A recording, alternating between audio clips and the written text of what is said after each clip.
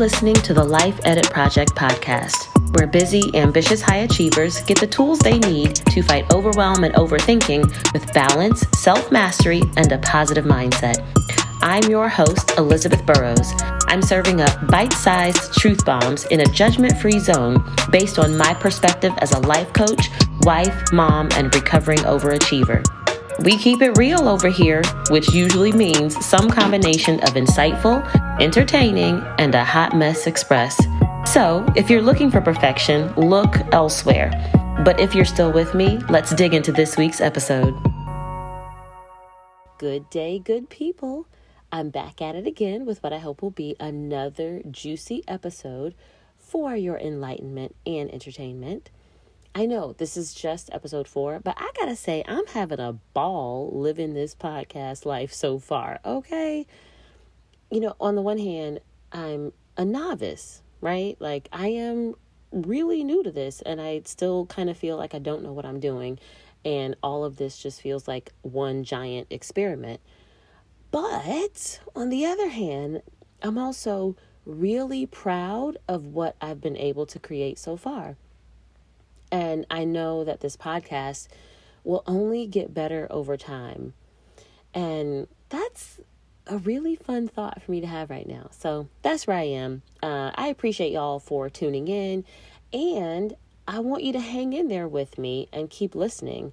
Because I'm going to keep pumping out amazing content for you that has the potential to really be life-changing. I truly believe that. Okay.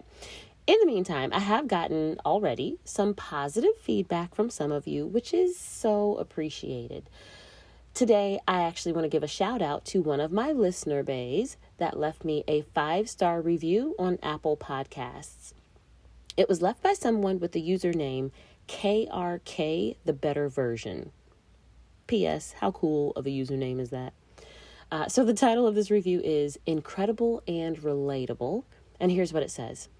You are in good company with Elizabeth. Her cool demeanor, practical advice, and down-to-earth relatable insight makes this one of my favorite podcasts. And she ends that with not one, but 2 exclamation points. Okay. So thank you, KRK, the better version. I appreciate you. You just made me feel so special. And I appreciate you not only for listening, but also for taking the time to leave me this lovely review. And to the rest of you, dear listeners, I would be so honored if you would also rate and review this show on Apple Podcasts and also on Spotify, because I'm on Spotify as well.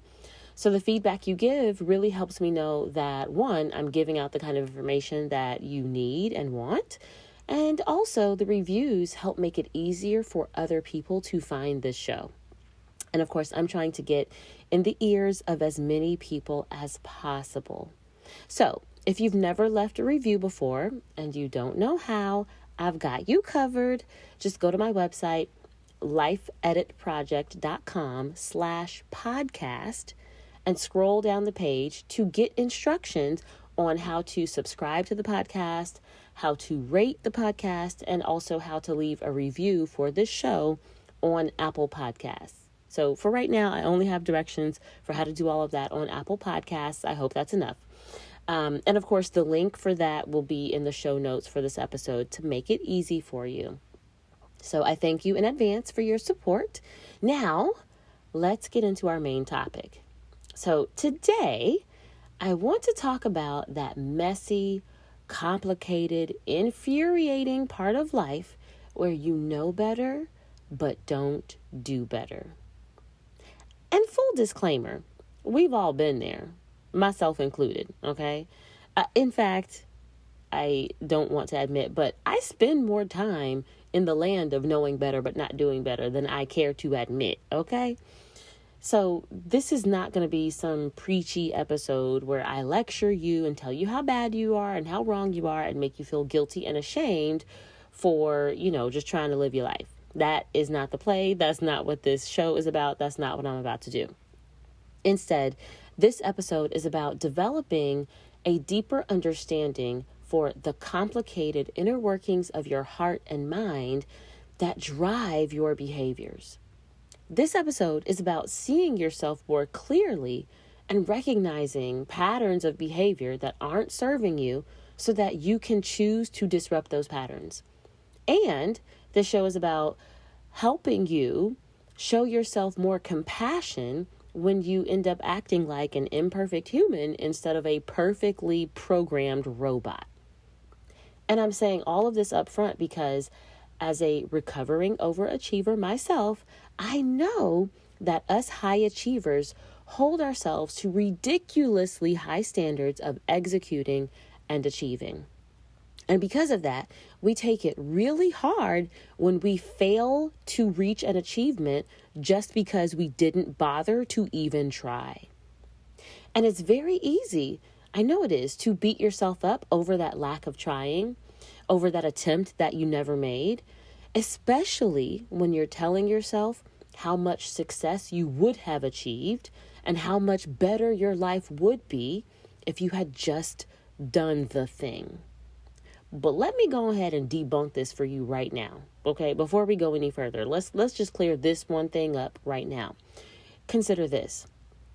You don't actually know what would have happened if you had tried to do the thing. You don't. You can guess, you can infer, you can imagine, you can hypothesize, but you cannot know for sure what would have been, because that is not how reality works. The only thing that it's possible to know with any certainty is what is.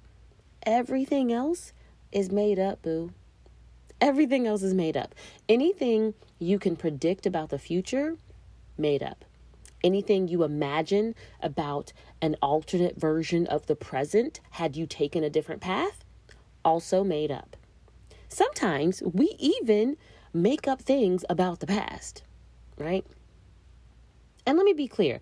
I'm not saying that making things up about the future is a bad thing. That's not at all what I'm saying. It's not a problem to be solved. It's not a situation to be avoided. And I'm definitely not saying that what you believe about the future or even what you believe about that alternate present is wrong, right? I'm not saying that. But I want you to be aware that all of those possibilities are just made up so that when you catch yourself beating yourself up over that made up history, that made up alternate present reality that you missed out on, and beating yourself up over that future that hasn't actually happened, you can give yourself permission to opt out of all of that suffering. Okay? Because it's not real anyways. Okay, now that I've gotten that out of the way, let's examine what's really happening when we know better but don't do better. And I'm sure that if you stop to think about this for just 5 or 6 seconds, you would easily be able to think of an example from your own life where you knew what you were supposed to do, and for some reason you made a different, less sensible, less logical, less healthy choice, right? But I'm not going to make you work your brain like that. I'm going to give you a few examples, both from my own life and from the lives of some of my clients that I've worked with, to assure you that we are all in this thing together. And don't worry, details have been made generic so as to protect the innocent and the identity of anybody that I'm talking about, okay? But this still might sound familiar. Okay, so the first example I'm going to give you is waiting until a week before the due date to start working on a major assignment or project that you literally had months to get done, and then completely stressing out and having to pull a series of all-nighters just to pull out the most subpar quality work. Example 2, partying so hard on a weeknight that you end up oversleeping the next morning and are late for an important work meeting or appointment.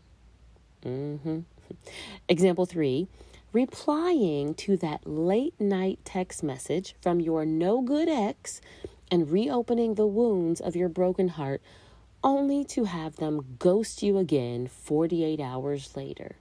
Ooh, child.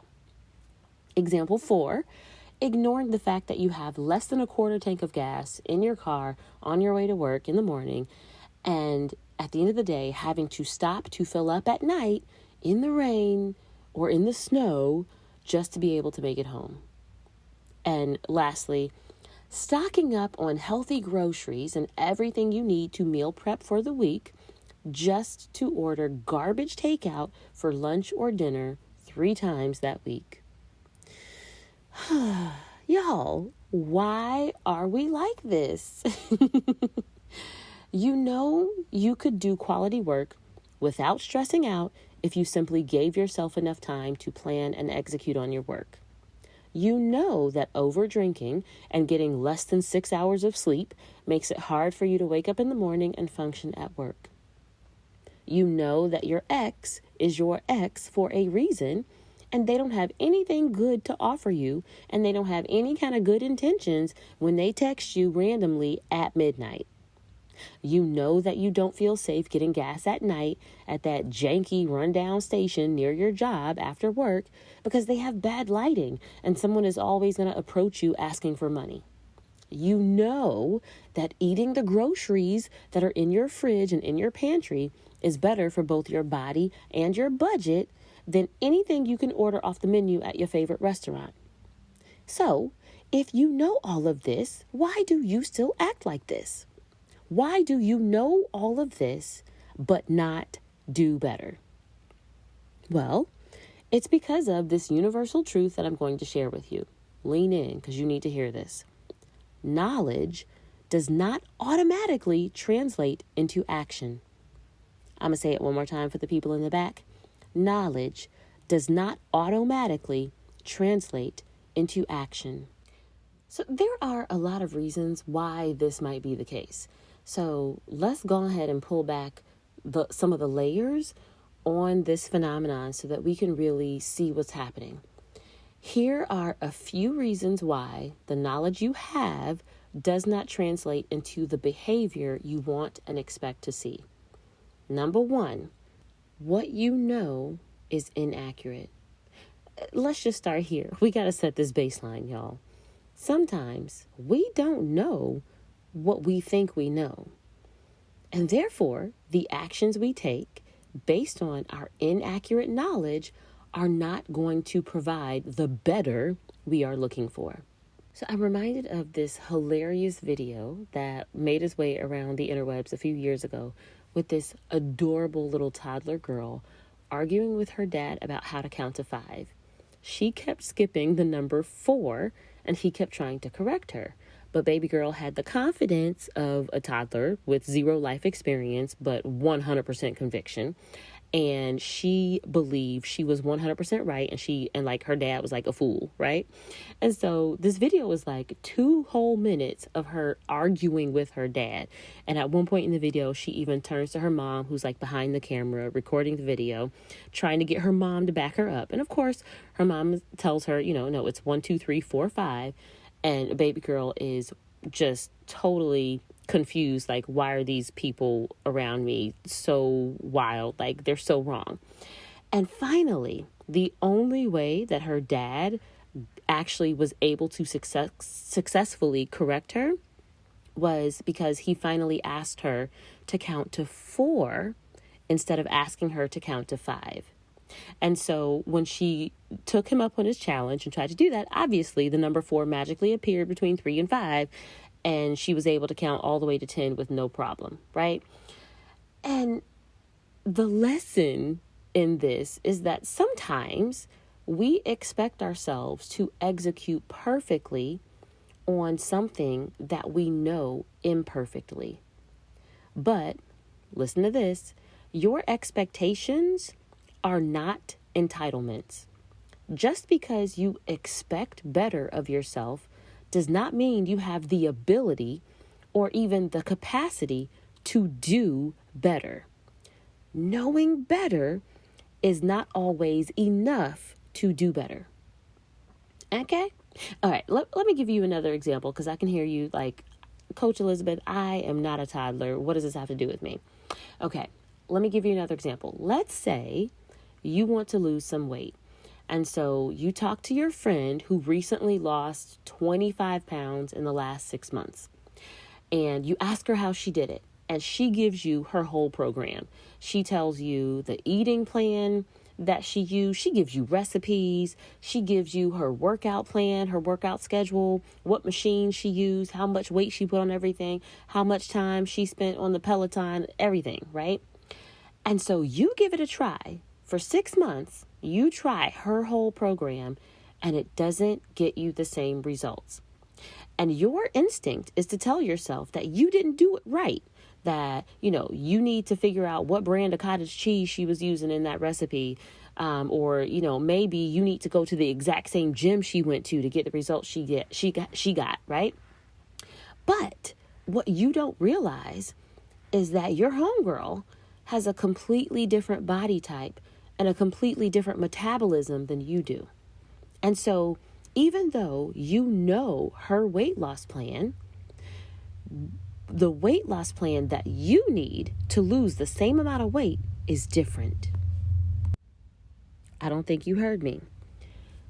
You might know a weight loss plan, but you do not know the weight loss plan that works for you. Your knowledge is inaccurate. So that's one reason why your knowledge might not be translating into the better action that you're expecting.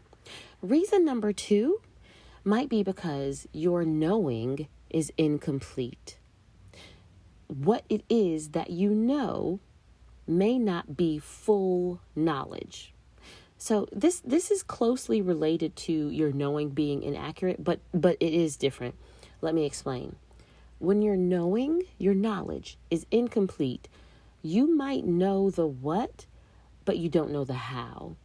Or you might know the how, but you don't know where it's supposed to lead you, right? You know the process, but you don't know what the end goal of the process is. Either way, when your knowledge is incomplete, you're missing a big part of what you need to either start taking action or to take consistent action over time. Now, I see this show up a lot in relationships. So I'm going to give you a relationship example. I've worked with lots of clients whose family of origin had some type of dysfunctional pattern that they recognized, and they decided that they were determined not to repeat it.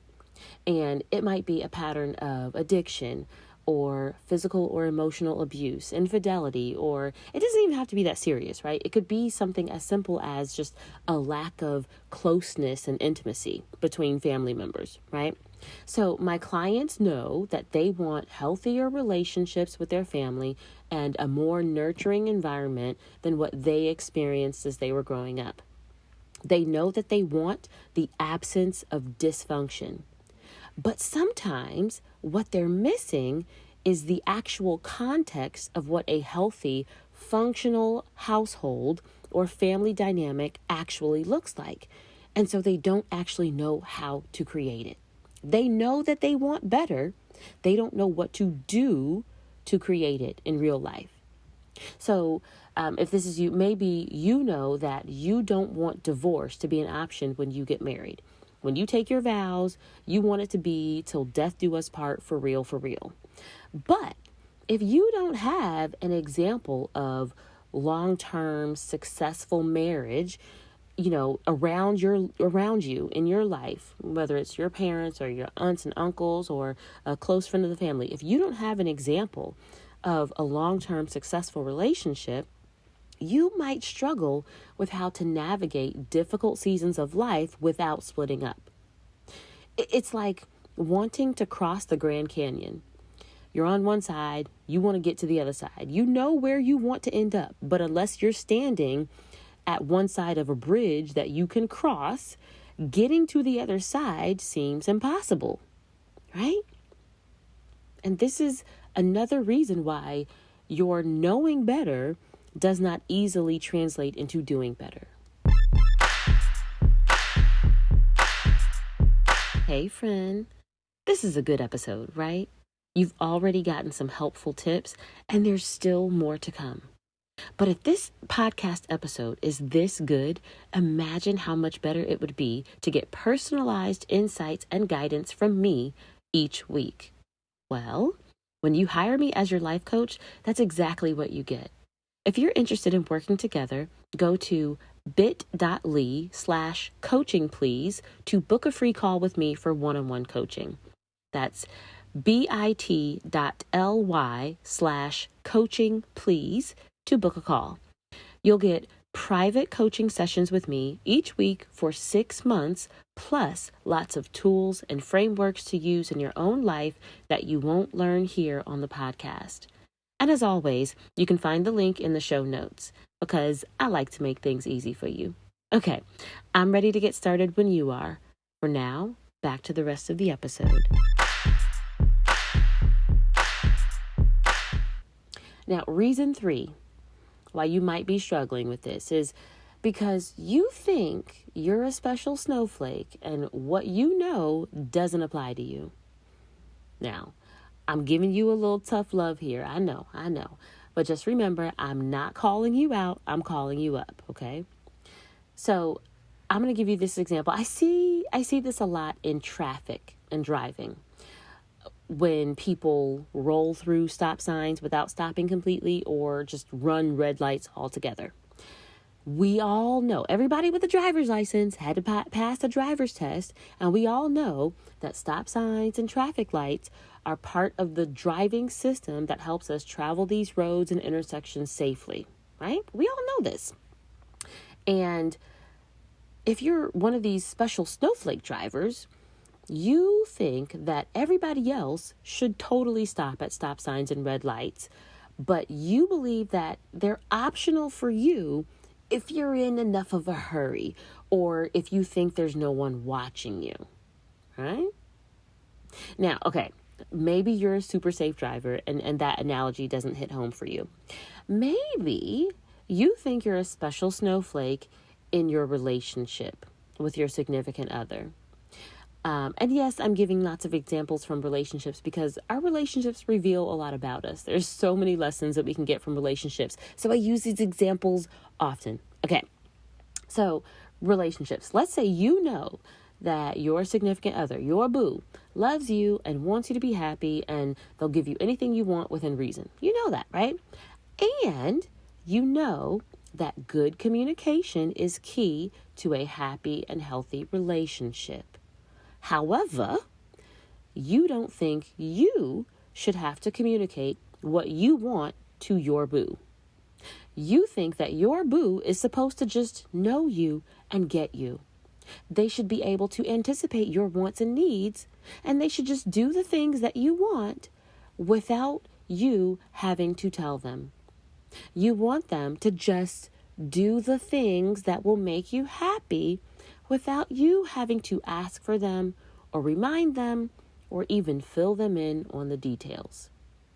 My friend, you are not a special snowflake. But if you think that you are, and you think that what you know doesn't apply to you, of course you can know better, but doing better is not going to be how you show up.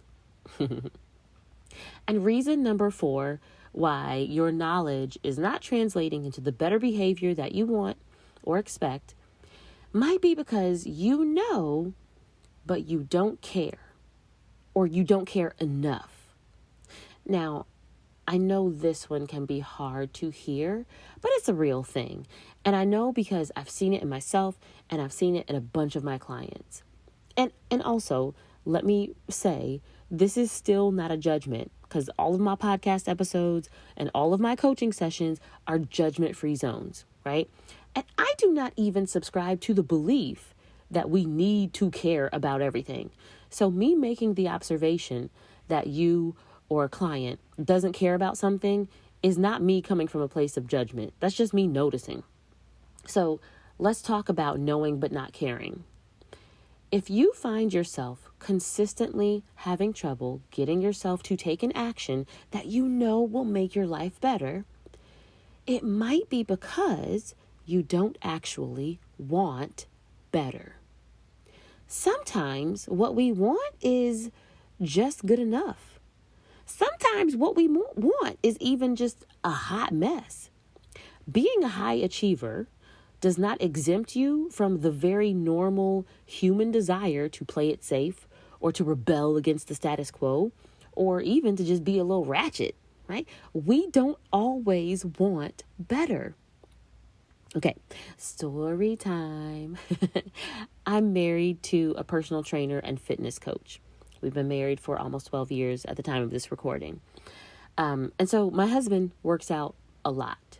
My husband has helped hundreds of people of all ages and all skill levels with various, fitness levels. He's in various conditions and injuries and everything. And he's helped them reach their fitness goals and get in shape. But for most of our marriage, I haven't done any real exercise to speak of.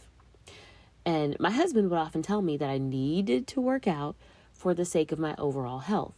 And I generally agreed with him. Like, I knew he was right. I believed he was right. But for the most part, I resisted. He would offer to train me. And sometimes I'd say yes, but I usually would just be like, no, thanks. And I almost never tried to work out on my own without him, right?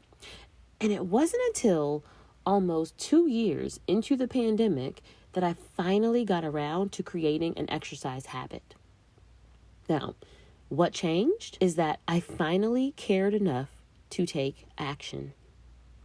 After being the most inactive I'd ever been in my life, working from home and having a commute from my bedroom to my home office, I started not liking how I felt in my body.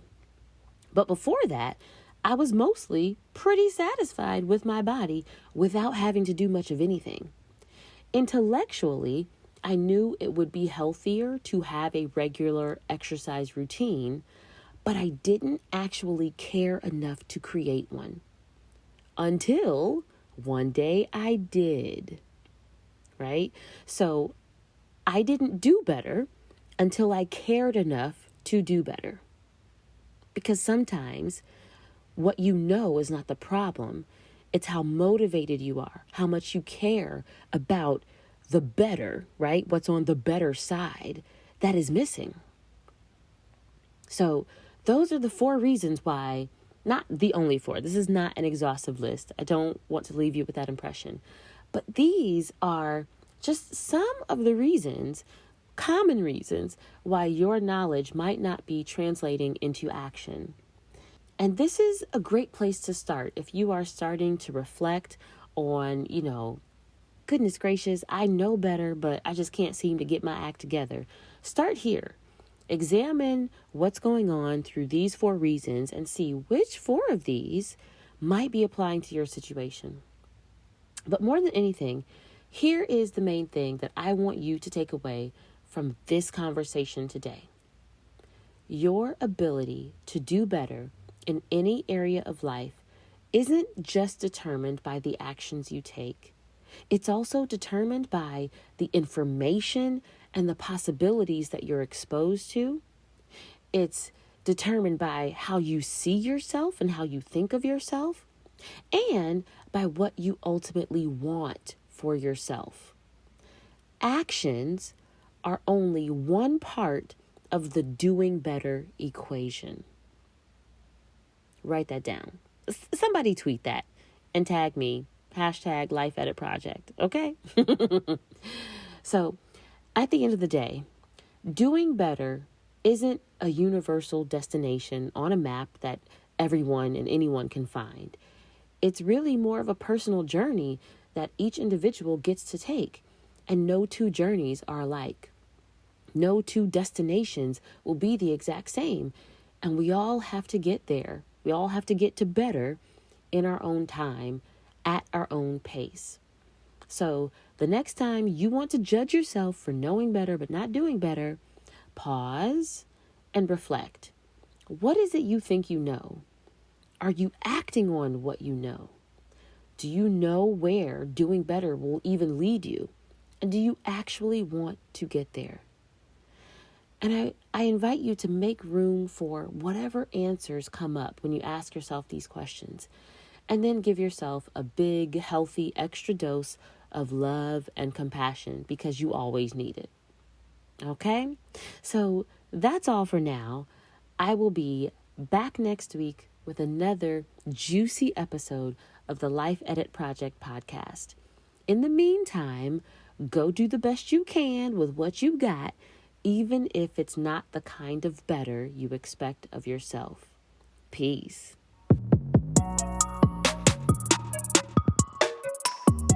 Thanks for tuning in to this episode of the Life Edit Project podcast. I'd love to hear what your favorite moment or key takeaway was from this conversation. You can send me a message on Instagram, Facebook, or Twitter to let me know.